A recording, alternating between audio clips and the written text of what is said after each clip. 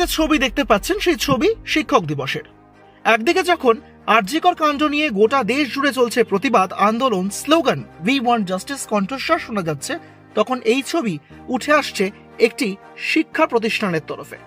আর সেখানে গান চলছে, খেলা হবে, আর সেখানেই উত্তাল নাচ গান চলছে ছাত্রছাত্রীদের তরফে।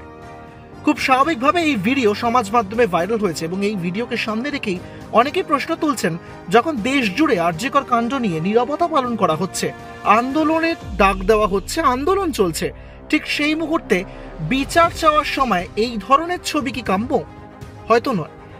আর স্বাভাবিকভাবেই এই ভিডিও ফুটেজ এখন সমাজ মাধ্যমে ভাইরাল। যদিও বাংলার কোন প্রান্তে এই ঘটনা ঘটেছে তা স্পষ্ট নয়, তবে স্বাভাবিকভাবেই এই ভিডিও নাড়িয়ে দিয়েছে নেটিজেনদেরও। একই সঙ্গে ভাইরাল হওয়া এই ভিডিওর সত্যতা যাচাই করেনি এক ঝলকে মিডিয়া।